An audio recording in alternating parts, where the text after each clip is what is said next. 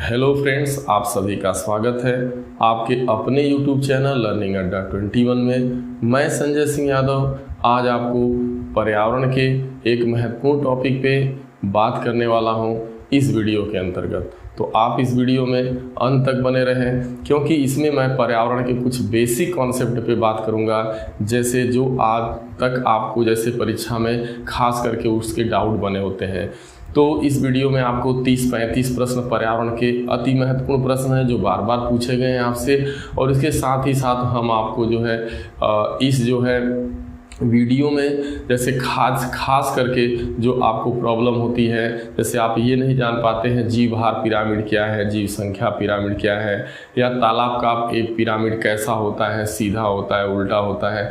तो यहाँ पे बहुत सारे आपके डाउट होते हैं। इन सारे डाउट को भी मैं क्लियर करूँगा और आपको पता चलेगा कि जो पौधों के अंदर जो पौधे जल प्राप्त करते हैं, यानी यहाँ पे आप देख रहे हैं गुरुत्व जल क्या है, केशिका जल क्या है, बहुत सारे आपके डाउट भी इस वीडियो में दूर होने वाले हैं। तो आप अंत तक बने रहें, और यदि आप हमारे चैनल को अब तक सब्सक्राइब नहीं किए हैं तो कृपया करके हमारे चैनल को सब्सक्राइब कर लें, ताकि जो भी वीडियो बनाऊं आपको उसकी नोटिफिकेशन मिलती रहे।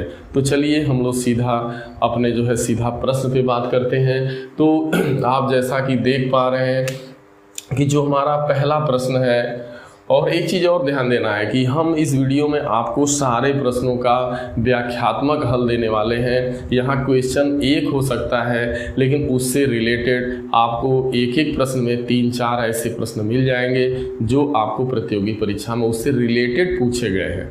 ठीक है, तो चलिए पहला प्रश्न है, सरोवर या झील में तेजी से वृद्धि करता है। जैसा कि आप जानते हैं कि तालाब हो, चाहे सरोवर हो, चाहे झील हो, बहुत तेज़ी के साथ अगर वृद्धि करने वाला कोई प्लांट है तो वो कौन सा प्लांट है, उसका आपको नाम बताना होता है या पूछा जाता है। तो आपको पता होना चाहिए, इसमें जैसे बहुत सारे विकल्प दिए हैं, सिंघाड़ा है, हाइड्रा है, जलकुंभी है, नागफनी है। तो इसमें आपका जो सही जवाब है वो जलकुंभी है। जलकुंभी को कारण ये है कि एक तरीके से देखा जाए तो जिस तरीके से आपको कहा जाता है कि भाई पर्यावरण का आतंकवादी वृक्ष कौन है, तो पर्यावरण का जो आतंकवादी वृक्ष होता है वह जो है यूकेलिप्टस को कहा जाता है। आपको पता है कि बहुत ज़्यादा मात्रा में वो पानी जो है पीने का काम करता है, यानी बहुत ज़्यादा मात्रा में भूमि का जल अवशोषित कर लेता है और ज़मीन बंजर हो जाती है। तो उसे पर्यावरण का आतंकवादी वृक्ष कहा जाता है, उसकी आतंकवादी वृक्ष की संज्ञा देते हैं।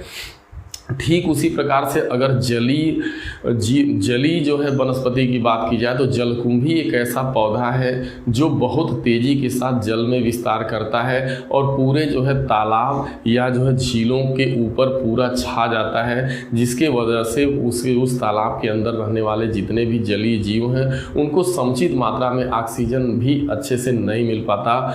कहने का मतलब पानी का बीओडी मान भी घट जाता है। तो इस तरीके से पानी में या सरोवर या झील में बहुत तेजी के साथ विस्तार करने वाला यदि कोई प्लांट है तो वो जलकुंभी है। और जलकुंभी को जो है एक तरीके से जल आतंकवादी वृक्ष कहा जाता है, यानी जल आतंकवादी पौधा कहा जाता है।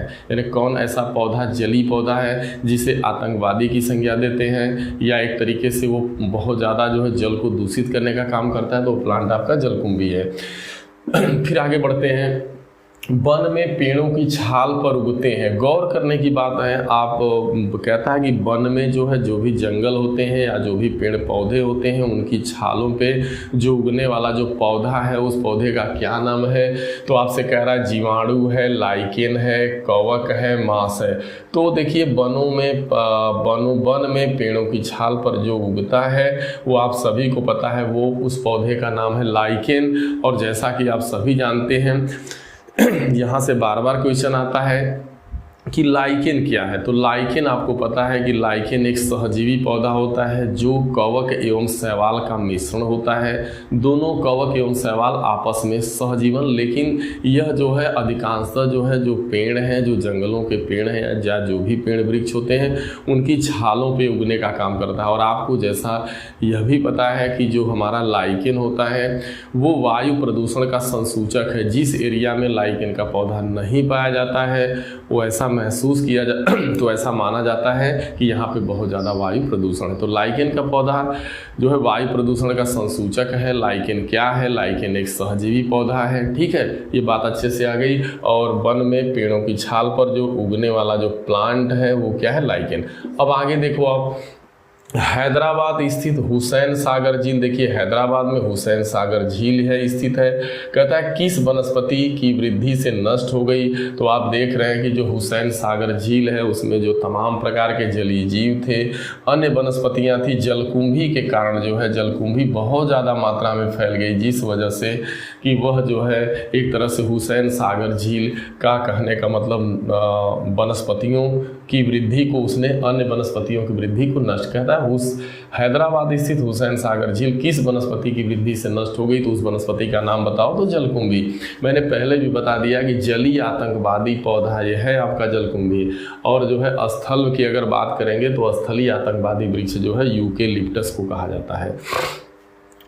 अब कहता है पादप वृद्धि हेतु सबसे उपयोगी मिट्टी कौन है? तो आप जैसा कि जानते हैं सभी लोग कि पौधे की समुचित मात्रा में वृद्धि एवं विकास के लिए यदि कोई सबसे ज़्यादा उपयोगी या सर्वोपरि वो मिट्टी है तो वो कौन सी मिट्टी मानी जाती है? तो वो मिट्टी आपकी दोमट मिट्टी होती है। दोमट मिट्टी पौधों की वृद्धि के लिए काफ़ी उपयोगी, सबसे महत्वपूर्ण मिट्टी दोमट मिट्टी होती है, क्योंकि यह भुरभुरी भी होती है, इसमें नमी का भी अंश होता है, इसमें पौधा बहुत तेजी के साथ वृद्धि एवं विकास करता है। तो आपको याद रखना है पादप वृद्धि हेतु सबसे उपयोगी जो मिट्टी है वो आपकी दोमट मिट्टी है।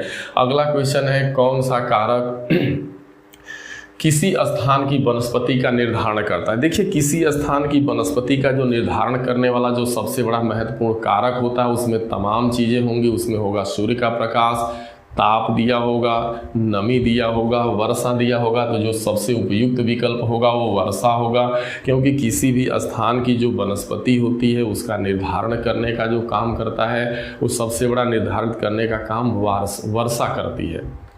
आपको पता है कि जहाँ पे बहुत ज़्यादा सर्वाधिक वर्षा होती है वहाँ पे सदाबहार वन पाए जाते हैं जो सदैव हरे भरे रहते हैं। तो वर्षा ही एक ऐसा कारक है जिस पर वनस्पतियाँ जो है निर्भर करती हैं। ठीक है, तो ये चीज़ क्लियर हो गया।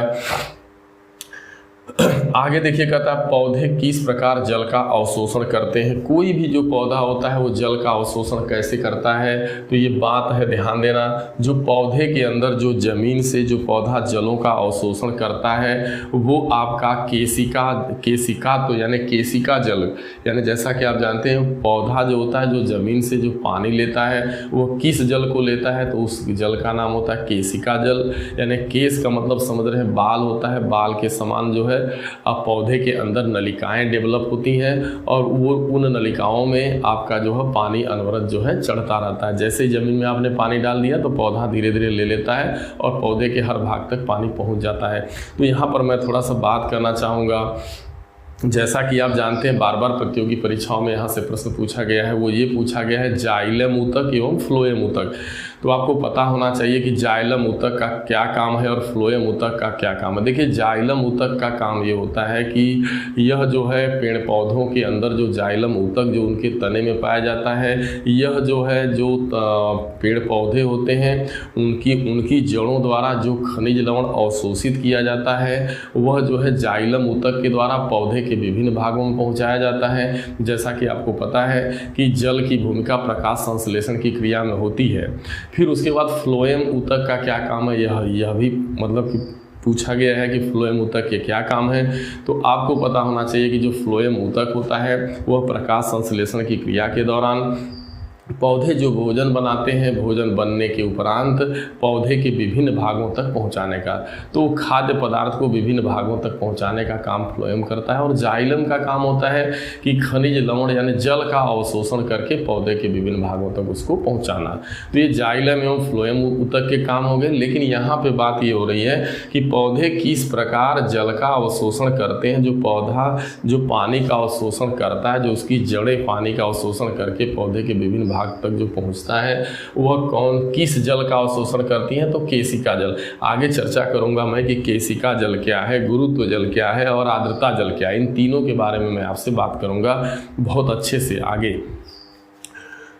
फिर देखिए यहाँ पे कहता है कि मरुस्थल पादप होते हैं। देखिए मरुस्थल पादप, आप जहाँ से भी बहुत सारे प्रश्न होते हैं। मरुस्थल पादप आप जैसा कि जान पा रहे हैं कि जो मरुस्थली पौधे होते हैं वो ऐसे स्थान को मरुस्थल कहा जाता है जहाँ पे पानी की बहुत ज़्यादा कमी होती है। तो आपको पता है कि मरुस्थली जो पौधे होते हैं और वहाँ पे पानी की कमी होने के कारण उनकी जो पत्तियाँ होती हैं वो कांटों में रूपांतरित हो जाती हैं और उनकी पत्तियाँ मोटी एवं मांसल भी हो जाती हैं। उनका तना मोटा एवं मांसल होता है ताकि जो है वाष्पोत्सर्जन, बहुत ज़्यादा पानी का वाष्पोत्सर्जन न हो सके। तो ये जो है मरुस्थली पौधों के तमाम प्रकार के जो है उनके गुण होते हैं। कहता है मरुस्थल पादप होते हैं, कैसे होते हैं? मांसल होते हैं। और आपको पता है कि जो मरुस्थल के जो पौधे होते हैं वो मांसल होते हैं, ठीक है। और साथ में आपको पता है कि उसकी पत्तियां जो होती हैं कांटों में बदल जाती हैं, जैसा कि आप नागफनी को देखते हैं। आगे कहता है घास स्थलीय पारितंत्र में संख्या का पिरामिड कैसा होता है। अब इस पर भी हम हालांकि बहुत अच्छे से आपको बताएंगे कि वास्तव में संख्या का पिरामिड क्या है। तो सबसे पहले आपको जानना है कि जीव संख्या पिरामिड क्या है। तो आपको पता होना चाहिए कि जिस पिरामिड द्वारा पारितंत्र के उत्पादक एवं उपभोक्ताओं की संख्या के देखिए संख्याओं के संबंध के बारे में बोध होता है, यानी ऐसा जो है पिरामिड जिसके द्वारा पारितंत्र के उत्पादक एवं उपभोक्ताओं की संख्याओं के संबंध में पता चलता है। हो सकता है कुछ ऐसे जो है जीव संख्या जो है आपके पिरामिड होते हैं जिसमें उत्पादक की संख्या ज़्यादा हो और उपभोक्ताओं की संख्या कम हो। कुछ ऐसे होते हैं जहाँ पे कि आपके उत्पादक आपके ज़्यादा हो और उपभोक्ताओं की संख्या कम हो। तो इस तरीके का, तो एक चीज़ बस आपको यही ध्यान देना है कि जो हमारा जीव संख्या पिरामिड होता है वो क्या दर्शाता है? वह उत्पादक एवं उपभोक्ताओं की संख्याओं के बीच आपसी संबंध को दर्शाने का काम करता है। अब चलिए बात कर लेते हैं कि जो घास का तंत्र है, जैसे मान लीजिए कोई घास का मैदान है या आपका फसल बहुत ज़्यादा मात्रा में, जैसे गेहूं की फसल लगी है, धान की फसल लगी है, तो यह फसल स्थली तंत्र भी कह सकते हैं आप, फसल स्थली पारितंत्र, या आप उसको घास तंत्र कह सकते हैं। तो इसका जो पिरामिड होता है वो सीधा होता है। उसका कारण क्या होता है? जब घास है, घास का मैदान है, तो यहाँ पे आप देख रहे हैं कि बहुत ज़्यादा घास का मतलब यहाँ पे उत्पादक की संख्या उपभोक्ता की अपेक्षा बहुत ज़्यादा होती है। यहाँ उत्पादक ज़्यादा होता है और उपभोक्ता, उसका उपभोग करने वाले जो जीव होते हैं उसकी संख्या कम होती है।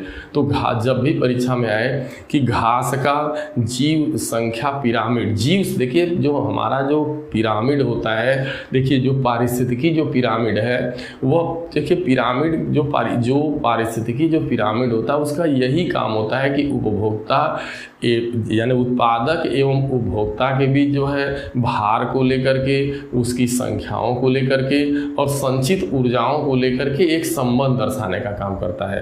तो जो पारिस्थितिकी यानी इकोसिस्टम के अंदर जो पिरामिड होता है वो 3 प्रकार का पिरामिड होता है। एक तो पिरामिड होता है जीव भार पिरामिड, यानी जीवधारियों के भार यानी बायोमास को लेकर के। दूसरा पिरामिड होता है जीव संख्या पिरामिड, यानी उनकी संख्या को लेकर के होता है उत्पादक एवं उपभोक्ता की। और एक होता है संचित ऊर्जा का पिरामिड, यानी ऊर्जा के आधार पे कि ऊर्जा के बेस पे होता है, ठीक है। तो अगर कभी भी ये बहुत ज़्यादा यहाँ से क्वेश्चन पूछा जाता है, बहुत सारा डाउट होता है आपके पास, ये आपको अच्छे से तैयार रखना है कि जो हमारा घास तंत्र का जो घास तंत्र का जो पिरामिड होगा, यानी जो घास का तंत्र का जो जीव संख्या पिरामिड होगा, यानी घास तंत्र का जीव संख्या पिरामिड सदैव सीधा होगा। उसका कारण ये है कि उपभोक्ता यानी जो उत्पादक होते हैं, यानी घास जो है वो एक तरीके से उत्पादक है, हरे पौधे उत्पादक हैं, तो घास के मैदान में ये उत्पादक की संख्या उपभोक्ता की अपेक्षा जो है ज़्यादा होती है, इसलिए इसका पिरामिड हमेशा सीधा बनेगा। लेकिन वही अगर कह दे कि एक पेड़ के पारितंत्र का जीव संख्या पिरामिड, गौर करना, एक पेड़ के पारितंत्र का जीव संख्या पिरामिड, तो यहाँ पर पेड़ एक है आपका और उस पर डिपेंड होने वाले जो उपभोक्ता हैं वो बहुत सारे हैं। तो इसका जो पिरामिड बनेगा, एक वृक्ष का, एक पेड़ का जो जीव संख्या पिरामिड होगा मेरे भाई, वो ठीक उल्टा होगा। लेकिन घास के मैदान का जो जीव संख्या पिरामिड होगा वो सीधा होगा, यानी उपभोक्ता नीचे ज़्यादा होंगे और नीचे जो उत्पादक की संख्या ज़्यादा होगी और उपभोक्ता की संख्या कम। तो जब पिरामिड सीधा बनता है तो आपको पता है कि ये ऐसे सीधा पिरामिड बनता है, और ऊर्जा का जो उल्टा पिरामिड बनेगा ये नीचे। अभी मैं थोड़ा लास्ट में इस पर चर्चा कर दूंगा, जगह बचेगी इसमें मैं मिटा के थोड़ा अच्छे से बता दूंगा। तो ये बात आपको अच्छे से समझ में आ गई।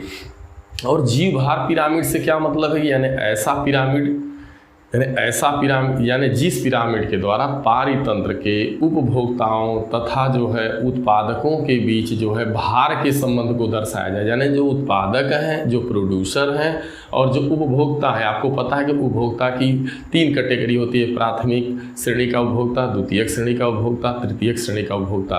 तो यहाँ पे होता है कि ऐसा पिरामिड यानी ऐसे पिरामिड जिसके द्वारा जो है पारितंत्र के उत्पादक एवं उपभोक्ता के विभिन्न श्रेणी यानी उपभोक्ताओं के विभिन्न श्रेणी के भारों के संबंध के बारे में दर्शाया जाता है। तो यहाँ उसके जीव भार को दर्शाया जाता है, उत्पादक एवं उपभोक्ता।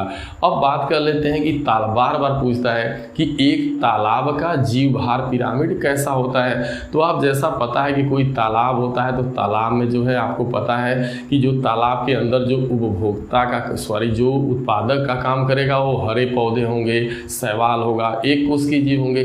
उसके बाद अगर उपभोक्ता की बात करेंगे तो तमाम छोटी छोटी मछलियाँ होंगी। कुछ ऐसी मछलियाँ, बड़ी मछलियाँ होती हैं जो मांसाहारी मछलियाँ होती हैं। तो कहने का मतलब ये है कि तालाब का जो जीव भार पिरामिड होगा, जो वजन होता है वह ऊपर की तरफ बढ़ता जाता है। मतलब बात समझ में आ रही।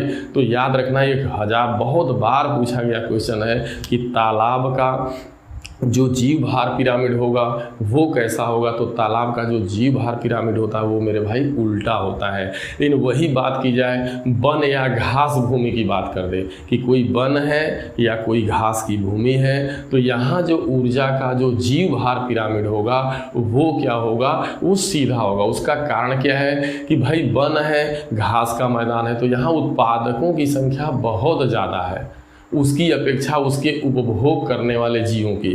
तो यहाँ उत्पादक का भार जो है ज़्यादा हो जाता है। तो जब उत्पादक का भार ज़्यादा हो जाए और उपभोक्ताओं की उस पर डिपेंडेंसी कम हो जाए तो ऊर्जा का पिरामिड सीधा बनेगा, जीव भार पिरामिड सीधा। और जब पता लगा कि नीचे आपका उपभोक्ता की संख्या कम है यानी उनका वजन कम है, और जो उसका उपभोग करने वाले जो उत्पादक का वजन कम हो और उपभोक्ता का वजन ज़्यादा हो जाए। जैसे मान के चलो कोई घास का जैसे तालाब है, तो तालाब में तमाम प्रकार के शैवाल होते हैं, एल्गी होती हैं, छोटी छोटी वनस्पतियाँ होती हैं। उन वनस्पतियों को जो छोटी छोटी मछलियाँ होती हैं वो खाती हैं, और उन मछलियों को जो है बड़ी मछलियाँ, मांसाहार मछलियाँ खाती हैं जो काफ़ी वजनी होती हैं, उनका बायोमास ज़्यादा होता है। तो ये चीज़ आपको अच्छे से समझ में आ गई। तो तालाब का जीव भार पिरामिड क्या होगा, उल्टा होगा। लेकिन वन या घास भूमि का जो जीव पिरामिड होगा वो कैसा होगा मेरे भाई, सीधा होगा। अब आते हैं ऊर्जा का पिरामिड। तो देखिए ऊर्जा का पिरामिड आप जैसा कि जानते हैं कि ऊर्जा का प्रवाह एक दिशी होता है। हमेशा आपको पता है कि अगर इस पूरे पृथ्वी पर ऊर्जा का अगर कोई एकमात्र स्रोत है तो वो सूर्य है, और सूर्य से जो ऊर्जा निकलती है उसको डायरेक्ट अगर कोई पृथ्वी पर लेने वाला अगर कोई जीव है तो वो हरे पौधे यानी, और हरे पौधे को हम लोग उत्पादक कहते हैं। यानी सूर्य के प्रकाश को, अगर सूर्य की ऊर्जा को डायरेक्ट कोई लेने वाला अगर कोई है तो वो उत्पादक होता है। उत्पादक के बाद ऊर्जा उपभोक्ताओं तक जाती है। मतलब उपभोक्ता की भी कई कैटेगरी है, प्राथमिक है, द्वितीयक है, तृतीयक है। तो इस तरीके से ऊर्जा का प्रवाह हमेशा एक दिशी होता है। और ऊर्जा जो है हमेशा, ऊर्जा का जो भी पिरामिड बनता है वो सदैव, बार बार क्वेश्चन आएगा ऊर्जा का पिरामिड कैसा होता है। तो ऊर्जा का पिरामिड सदैव सीधा बनता है, यानी सीधा बनेगा, ऐसे बनेगा। ठीक है, ऊर्जा का पिरामिड हमेशा सीधा बनेगा। लेकिन जीव भार पिरामिड उल्टा और सीधा दोनों बनते हैं। जीव संख्या पिरामिड उल्टा और सीधा दोनों बनते हैं। ठीक है, तो चलिए ये चीज़ क्लियर हो गई। अब कहता है घास स्थली। अब देखो घास स्थली पारितंत्र में संख्या का पिरामिड। अब देखो घास पारितंत्र है यानी घास है, बहुत ज़्यादा मात्रा में घास पारितंत्र में संख्या का पिरामिड कह रहा है कैसा होगा। तो बात हो गई सीधा। देखिए अगर यही एक वृक्ष होगा तो एक वृक्ष का अगर जो पिरामिड की एक वृक्ष के पारितंत्र में जो संख्या का पिरामिड होगा वो उल्टा होगा। लेकिन घास की भूमि है या घास स्थली पारितंत्र में संख्या का पिरामिड सदैव सीधा होगा, क्योंकि यहाँ पे उत्पादक की संख्या ज़्यादा है और इसकी अपेक्षा उपभोक्ता की कम है, तो पिरामिड कैसा बनेगा? संख्या का पिरामिड सीधा बनेगा। घास स्थली या वन पारितंत्र में जीव भार पिरामिड।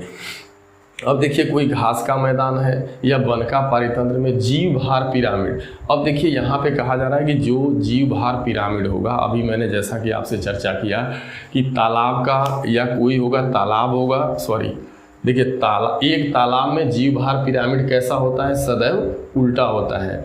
लेकिन यहाँ पे देखिए हाँ जीव भार, यहाँ पे दो बात, हाँ घास स्थली या वन पारितंत्र में जीव भार पिरामिड कैसा होगा? तो अगर देखिए घास स्थली है और जीव भार या वन पारितंत्र है तो यहाँ भी इसका पिरामिड क्या होगा? आपका उल्टा होगा। जैसा कि मैं ये सारी चीज़ आपको बता दिया हूँ। खाद्य जाल में ऊर्जा का प्रवाह कैसा होता है? खाद्य जाल के अंतर्गत यानी आपको पता है कि खाद्य जाल में ऊर्जा का प्रवाह हमेशा क्या होता है? सीधा होता है। अब देखिए अधिक वर्षा वाले उष्ण क्षेत्रों में कौन सा वन पाया जाता है? जहाँ पे बहुत ज़्यादा बारिश होती है, आप सभी को पता है, वहाँ पे सदाबहार वन पाया जाता है। आगे कहता है वायुमंडल का वह क्षेत्र जहाँ पे बादल बनना, बिजली चमकना, तूफान, आंधी का आना होता है। आप सभी को पता है कि हमारा जो वायुमंडल होता है उसको कई हिस्सों में बांटा जाता है, जिसमें सबसे नीचे का जो 18 से 20 किलोमीटर का रेंज होता है वह आपका क्षोभ मंडल होता है। और इस क्षोभ मंडल में ही बादल का बनना, बिजली का गरजना, तड़क, जो कुछ भी आप देखने को मिलता है वह आपका सब जो है क्षोभ मंडल में है। अगर उसके ऊपर जाएंगे तो समताप मंडल होता है। समताप मंडल में जो का टेम्परेचर लगभग हमेशा समान होता है। यहाँ न बादल बनेगा, न बिजली कड़केगी, ना ही जो है चक्रवात या आंधी या तूफान, इस सब का पता चलता है। और आप सभी को पता है कि समताप मंडल के अंदर ही हमारा जो है ओजोन मंडल होता है। और समताप मंडल जो है वायुयान को उड़ान भरने का एक समुचित जो है स्तर होता है। यानी जो वायुयानें होती हैं वो क्षोभ मंडल के बाद सीधा समताप मंडल में चली जाती हैं। वहाँ उनके लिए जो एक समान टेम्परेचर मिलता है, जिसके कारण उनको कोई दिक्कत नहीं होती है। तो ये रहा जो है आपका कि क्षोभ मंडल। आगे बढ़ते हैं। लवणी मृदा में उगने वाले पादप को क्या कहते हैं? यानी लवणी मृदा में, यानी ऐसी मिट्टी जो लवणी होती है, लवण का अंश उसमें ज़्यादा होता है, उसमें पाए जाने वाले पौधे को क्या कहते हैं? तो उसको हैलोफाइट कहते हैं। यह पूछा गया, याद रखना, उसको हैलोफाइट कहते हैं। मृदा में उपस्थित अपक्षयित होते कार्बनिक पदार्थ को कहते हैं, क्या कहते हैं? ह्यूमस। आप जैसा कि सभी जानते हैं, कहता है अपक्षयित, ध्यान देना, अपक्षयित का मतलब जिसका क्षय किया जा सके, जो अपक्षयित हो सके, लेकिन कार्बनिक पदार्थ। तो आपको पता है कि जो मिट्टी होता है, मिट्टी में जो सड़ा गला अंश होता है, जो अवशेष होते हैं, वो ह्यूमस का काम करते हैं। और यही जो ह्यूमस होता है वो मिट्टी को जो है क्या करता है? काफ़ी जो उपजाऊ बनाने का काम करता है। यही ह्यूमस के द्वारा कोई भी मिट्टी उपजाऊ भी बनती है। तो यह ह्यूमस एक ऐसा जो है अपक्षयित होने वाला कार्बनिक पदार्थ है जो मृदा में उपस्थित रहता है, मिट्टी में उपस्थित रहता है, तो उसका क्या नाम है? ह्यूमस। बात करते हैं नाइट्रोजन यौगिकीकरण करने वाले जीवाणु हैं। तो कहता है या पूछा जाता है कि भाई नाइट्रोजन यौगिकीकरण करने वाला जीवाणु का क्या नाम है? तो आप बताएंगे एजेटोबैक्टर। यानी जो नाइट्रोजन का यौगिकीकरण करने वाले जीवाणु का नाम क्या है? एजेटोबैक्टर। जैसा कि आप जानते हैं कि दलहनी पौधों की जड़ों में जो है राइजोबियम नामक एक जीवाणु पाया जाता है, जो वायुमंडल की डायरेक्ट नाइट्रोजन को नाइट्रेट में बदल देता है। ये डायरेक्ट, इसीलिए आपको पता है कि दलहनी पौधों में नाइट्रोजन कम देते हैं। वजह ये होता है कि ये जो पौधे होते हैं ये वायुमंडल की नाइट्रोजन को डायरेक्ट अवशोषित कर लेते हैं, और अवशोषित करने के बाद उसको नाइट्रेट में कन्वर्ट कर देते हैं और पौधा आसानी से ले लेता है। चलो ठीक है। किसी पारितंत्र में, अब देखिए किसी पारितंत्र में होते हैं, देखिए जो हमारा इकोसिस्टम होता है, जो हमारा पारितंत्र होता है, वो पारितंत्र, ये बहुत बार पूछा गया क्वेश्चन है कि जो है इकोसिस्टम के कितने घटक होते हैं, पारितंत्र के कितने घटक होते हैं? तो पारितंत्र के 2 घटक होते हैं, एक जैव घटक और एक अजैव घटक। जैव घटक में समस्त जीव आते हैं। जीव के अंतर्गत आपका उत्पादक होगा, यानी जो भोजन बनाने का काम करते हैं, यानी उत्पादक होते हैं, उपभोक्ता होते हैं, और अपघटनकर्ता आते हैं, यानी समस्त जो जीव है वो आपका जैव घटक के अंतर्गत आएगा। अजैव में क्या होता है? यानी आपका पूरा पर्यावरण आ जाएगा। अजैव घटक का मतलब जिसके द्वारा जीव चारों तरफ से घुरा हुआ, जैसे आपका वायु आ जाएगा, सूर्य का प्रकाश आ जाएगा, ताप आ जाएगा, धूल आ जाएगा और उसमें तमाम वायुमंडल की जो गैसें हैं वो आएंगी। मतलब जिसके द्वारा पूरा जैव जगत घिरा हुआ है। अब देखिए इन दोनों का पारस्परिक संबंध होता है। जैव एवं अजैव के बीच जो पारस्परिक संबंध है वही हमारा पारितंत्र कहलाता है। यानी बायोटिक और एबायोटिक के बीच जो रिलेशन है, क्योंकि इसके अभाव में जो जैव घटक है वो बिना अजैव घटक के अभाव में एक दूसरे के नहीं जी पाएगा। क्योंकि सूर्य का प्रकाश आप देख रहे हैं अजैव घटक है, कार्बन डाइऑक्साइड अजैव घटक है, मिट्टी अजैव है आपका, तो ये सारे अजैव घटक में आएंगे। ठीक है, तो जैव एवं अजैव घटकों का जो पारस्परिक संबंध होता है वही पारितंत्र कहलाता है। यानी पारितंत्र में जैव एवं अजैव दोनों घटक होते हैं। कौन सा प्राकृतिक पारितंत्र है, जब बहुत बार पूछा जाता है। देखिए घास का स्थल, जो घास का मैदान होता है, जो अपने आप जो घास से उगती है, जो घास के बहुत बड़े मैदान होते हैं, वह जो है प्राकृतिक पारितंत्र के बहुत बड़े इकोसिस्टम की, नेचुरल इकोसिस्टम का बहुत बड़ा एग्जाम्पल है घास का स्थल। अगर बात की जाए कि पारितंत्र में मानव क्या है, तो आपको पता है कि इकोसिस्टम के अंदर जो मानव होता है, जो पारितंत्र के अंदर मानव है, वो आपका क्या है, सर्वाहारी है। आगे बात होते हैं कि पोषण की वृद्धि की दृष्टि से अपघटक हैं। देखिए पोषण यानी भोजन के आधार पे, पोषण के आधार पे जो अपघटन करता होते हैं या जो अपघटक होते हैं उन्हें क्या कहते हैं, मृतोपजीवी कहते हैं। क्योंकि जो मृतोपजीवी होते हैं वो जो है सड़े गले जीवधारियों के अवशेष को उनके अवयवी कणों में तोड़ते हैं और उन अवयवी कणों में तोड़ करके उन्हीं से ऊर्जा प्राप्त करने का काम करते हैं। तो पोषण की दृष्टि से अपघटक हैं क्या है, मृतोपजीवी है। जैसे मृतोपजीवी में आपका कुकुरमुत्ता आएगा, तमाम प्रकार के कवक हैं।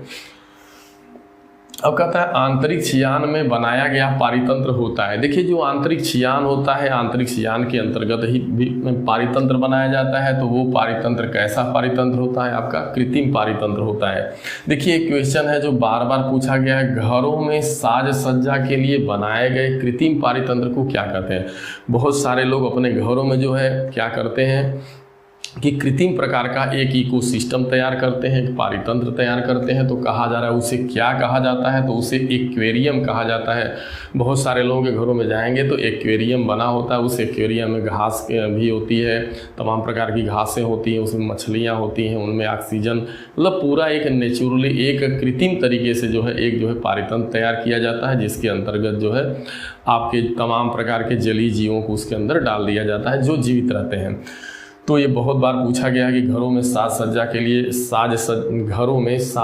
के लिए बनाए गए कृत्रिम पारितंत्र को क्या कहते हैं, तो एक्वेरियम कहते हैं। ठीक है, प्रकृति में ऊर्जा का मुख्य स्रोत क्या है, जैसा कि आप सभी जानते हैं कि प्रकृति में ऊर्जा का एकमात्र यदि कोई स्रोत है तो वो सूर्य है आपका। ठीक है, सूर्य है और सूर्य के द्वारा जो ऊर्जा का प्रवाह होता है वो एक दिशी होता है। सूर्य के द्वारा जो आने वाली ऊर्जा है वो प्लांट लेते हैं, प्लांट में वो 100% जाती है, लेकिन वो 100% एब्जॉर्ब न करके मात्र 10% ही एब्जॉर्ब करते हैं, 90% जो है नष्ट हो जाती है। यह 10% जो उस प्लांट के लिए 100% का काम करती है। अब यही जो 100% एनर्जी है जब उपभोक्ता के पास जाती है, प्राथमिक श्रेणी के उपभोक्ता के पास जाती है, तो उसके पास जाने पर भी क्या होता है, 90% नष्ट हो जाती है और 10% ही वो उपभोग कर पाता है, लेकिन वह उसके लिए वो अपने आप में 100% होती है। तो इस तरीके से ऊर्जा हमेशा जो है सूर्य से लेकर के ऊर्जा का प्रवाह एक दिशी होता रहता है, यानी उत्पादक के पास जाएगी, फिर उपभोक्ता के पास जाएगी, फिर ऐसे चलती है। लेकिन सब में जो है 90% नष्ट होती चली जाती है, 10% ही उनके द्वारा उपभोग किया जाता है। बाकी जो है, लेकिन वो जो 10% वो उपभोग करते हैं वह उनके अपने हिसाब से जो है जीवन यापन करने के लिए 100% होता है। तो इसीलिए कहा जाता है ऊर्जा का प्रवाह एक दिशी होता है। फिर वो ऊर्जा लौट करके सूर्य के पास नहीं जाती, ना ही वो सूर्य उस ऊर्जा को लेने का काम करता है। इसीलिए कहा जाता है ऊर्जा का प्रवाह एक दिशी होता है। पूरे पृथ्वी पर ऊर्जा का एकमात्र स्रोत क्या है, सूर्य है। और यह भी बार बार प्रश्न आता है कि ऊर्जा का पिरामिड कैसा होता है। ऊर्जा का जो पिरामिड होता है वो सदैव सीधा होता है। मैं बार बार बता रहा हूँ, यह प्रश्न पूछा गया है। और यह भी आपको तैयार होना चाहिए कि आखिरकार जो सूर्य के पास जो ये सनलाइट तैयार होती है, जो इतनी बड़ी ऊर्जा तैयार होती है, वो किस प्रक्रिया के दौरान तैयार होती है, तो आपको पता होना चाहिए नाभिकीय संलयन की प्रक्रिया के दौरान। यानी सूर्य के पास जो है, सूर्य का टेम्परेचर बहुत ज़्यादा होता है, वहाँ पे हाइड्रोजन के हल्के हल्के तत्व पाए जाते हैं और ये आपस में जुड़ करके हीलियम का नाभिक बनाते हैं। और जैसे हीलियम का नाभिक बनता है, नाभिक संलयन की प्रक्रिया होती है और इस प्रक्रिया में अपार ऊर्जा निर्मुक्त होती है जो समस्त जीव जगत को काम करती है। ठीक है, अब आगे बढ़ते हैं। प्रकृति में ऊर्जा का मुख्य स्रोत क्या हो गया? चलो, दो पारितंत्रों के मध्य संक्रमण क्षेत्र को देखिए। दो पारितंत्र हैं, दो पारितंत्रों के मध्य का जो संक्रमण क्षेत्र होता है उसे क्या कहा जाता है? इकोटोन कहा जाता है। आपको तैयार रखना है, दो पारिस्थितिकी तंत्रों के मध्य के संक्रमण क्षेत्र को क्या कहते हैं? इकोटोन। आगे कहता है भारत में मैंग्रोव वनस्पतियाँ। देखिए, भारत के अंदर जो मैंग्रोव वनस्पतियाँ का मतलब दलदली वनस्पतियाँ, ऐसी वनस्पतियों को मैंग्रोव वनस्पतियाँ कहा जाता है जो दलदले स्थान पे उगती हैं, जहाँ पे बहुत ज़्यादा दलदला होता है। देखा जाए तो ऑक्सीजन की भी कमी होती है बहुत ज़्यादा मात्रा में।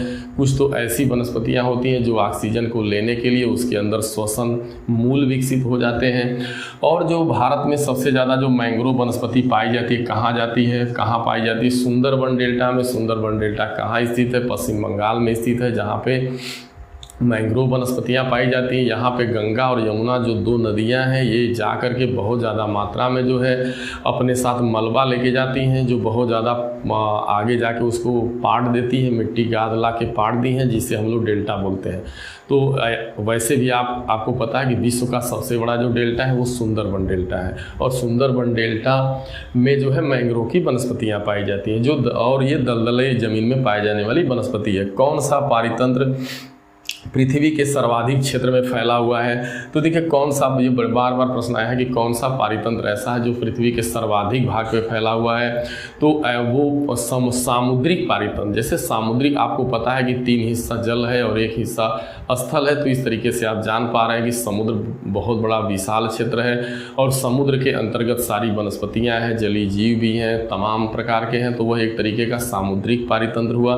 तो कौन सा पारितंत्र पृथ्वी के सर्वाधिक क्षेत्र में फैला हुआ? तो सामुद्रिक पारितंत्र। ठीक है, बात कर लेते हैं पारिस्थितिकी तंत्र में तत्वों के चक्रण को क्या कहा जाता है। कई बार प्रश्न आया है पारिस्थितिकी तंत्र में तत्वों का। देखिए, जो पारिस्थितिकी हमारा जो इकोसिस्टम है उसके अंतर्गत आपके तत्वों का चक्रण होता रहता है। जैसे कार्बन चक्र, नाइट्रोजन चक्र, यानी नाइट्रोजन है तो जिस रूप में नाइट्रोजन प्लांट को लिया, फिर करते करते वो डेड होगा, फिर उसका डीकम्पोजर होगा, फिर वो नाइट्रोजन वायुमंडल में पुनः चली जाती है, फिर पौधा लेता है, ये चक्र चलता रहता है। तो पारिस्थितिकी तंत्र में तत्वों के चक्रण को क्या कहा जाता है? तो उसे जैव भू रासायनिक चक्र कहते हैं। उसे क्या कहते हैं? जैव भू रासायनिक चक्र। ये बार बार पूछा गया क्वेश्चन है। पारिस्थितिकी तंत्र में उच्चतम पोषण स्तर किसको प्राप्त है? तो जो हमारा इकोसिस्टम है, पारितंत्र में उच्चतम पोषण स्तर किसको प्राप्त है? तो सर्वाहारी को, यानी सर्वाहारी का मतलब मानव को।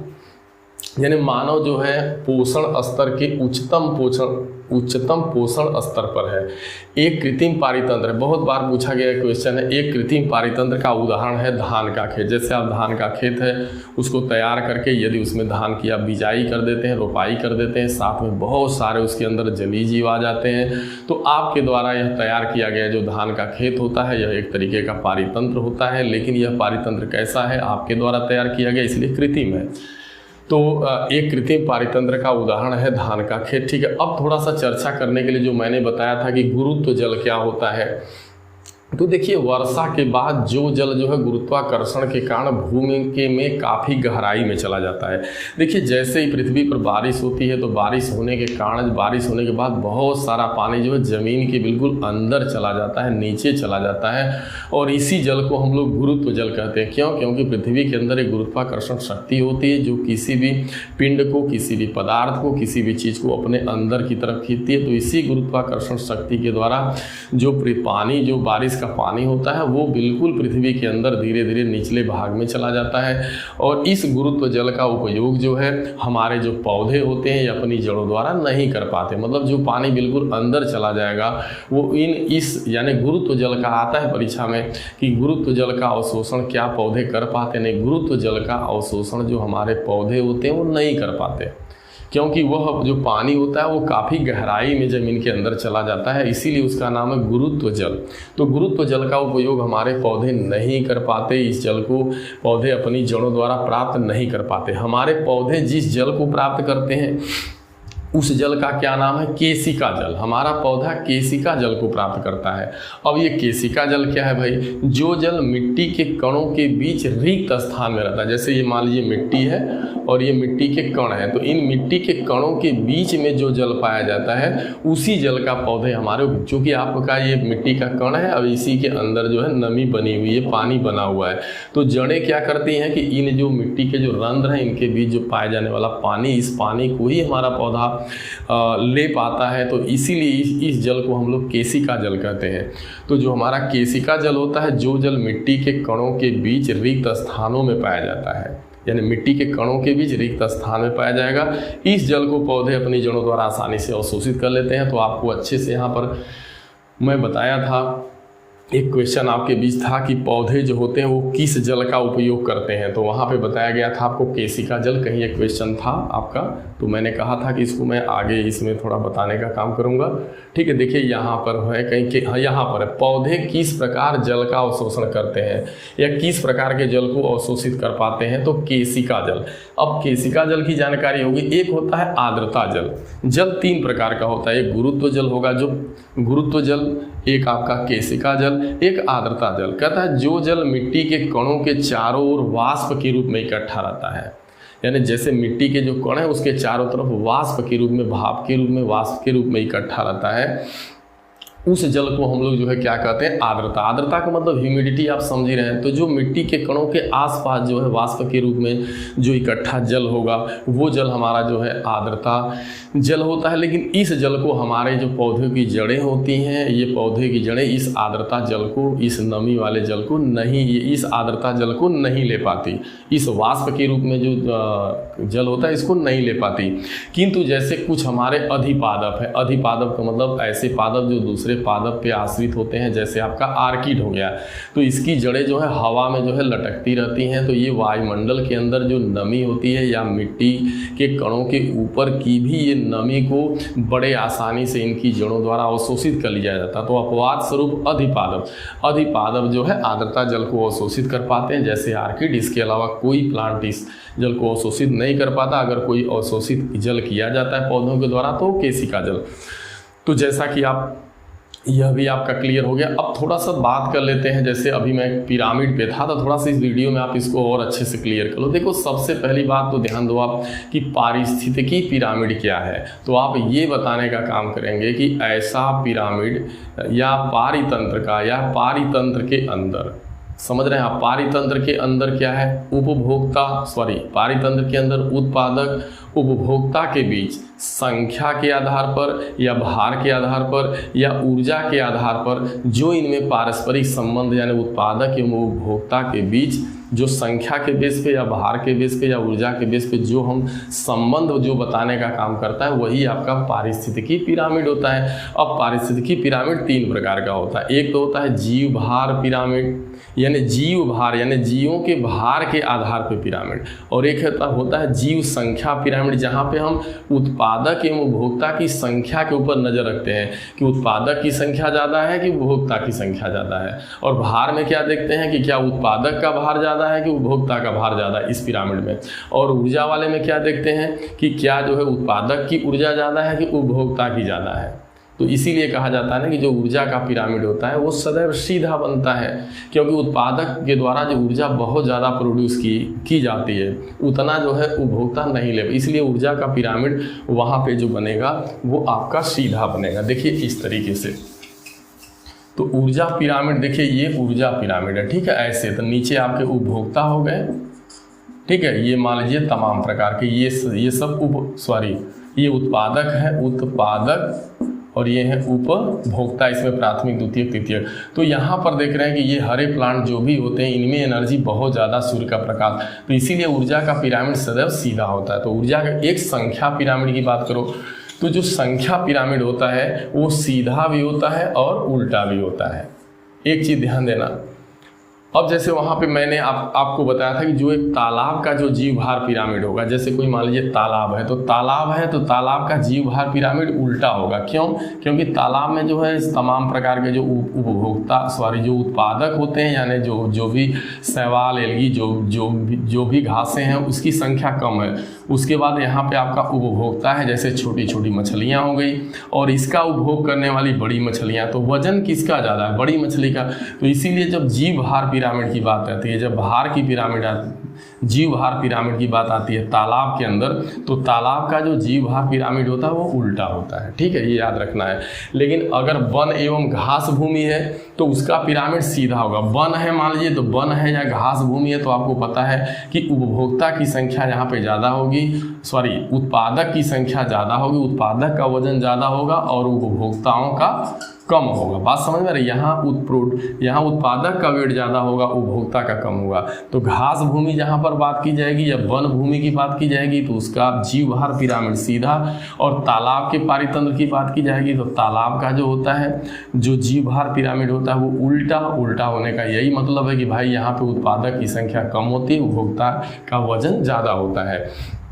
और आपको मैंने जो है यहाँ पे और संख्या की बात करते हैं तो जो पिरामिड, जो जीव संख्या पिरामिड है तो उसमें उत्पादक एवं उपभोक्ताओं की संख्या को देखते हैं। तो देखिए, जैसे ही आप अगर कोई घास पारितंत्र लेते हैं या घास भूमि लेंगे या वन भूमि लेंगे तो यहाँ आपको पता है कि यहाँ पे जो है जो जीव संख्या पिरामिड होगा, जो घास भूमि का जो जीव संख्या पिरामिड होगा वो सीधा होगा। कारण ये है कि यहाँ उपभोक्ता ज़्यादा होंगे, घास भूमि में उत्पादक की संख्या ज़्यादा होगी और उपभोक्ता की कम होगी, तो ये पिरामिड सीधा हो जाएगा जब हमेशा उत्पादक ज़्यादा, उपभोक्ता की संख्या कम। ठीक है, तो ये संख्या ज़्यादा, ये संख्या कम होगी ऑलरेडी, क्योंकि घास भूमि है तो इस नाते से इसका पिरामिड सीधा बनेगा। लेकिन अगर यही एक वृक्ष की बात कर दें आप, अब यहाँ पर कोई एक वृक्ष हो, मात्र एक पेड़ हो और इस पे आश्रित तमाम प्रकार के जीव हों, तो यहाँ पे क्या हो जाएगा, एक वृक्ष का जो जीव संख्या पिरामिड होता है वो क्या होता है मेरे भाई, उल्टा होता है। और एक चीज़ ध्यान देना कि इसकी खोज जो है 1927 में चार्ल्स एल्टन द्वारा जो है 1927 में जो है जो ये आपका जो ऊर्जा का जो पारिस्थितिकी पिरामिड है, यानी पारिस्थितिकी पिरामिड के, यानी इस पिरामिड के जो खोज करता है वो आपके जो है चार्ल्स एल्टन है, जो इन्होंने 1927 में इसकी खोज किया था। तो इस तरीके से आपको मैंने इस पूरी वीडियो में पूरा प्रयास किया कि जो भी बेसिक कॉन्सेप्ट के साथ अच्छे से आपको चीज़ें दी जाए। इसके अलावा मैंने जो है पर्यावरण की बहुत सारी 2-3 वीडियो, जैसे विटामिन को लेकर के, पर्यावरण प्रदूषण को लेकर के, अन्य बहुत सारी यूनिक वीडियो मैंने बना के रखा है। आप उन वीडियो को भी जाके देखने का काम करें। तो आपको ये वीडियो कैसा लगा? और यदि आपको ये वीडियो अच्छा लगा तो इसे ज़्यादा से ज़्यादा लोगों में आप जो है शेयर करिए, लाइक करिए। और यदि आप हमारे चैनल पे नए हैं तो मेरा पुनः आपसे विनम्र निवेदन है कि आप हमारे चैनल को सब्सक्राइब करें ताकि आपको नोटिफिकेशन अन्य वीडियो की मिलती रहे। थैंक यू, धन्यवाद।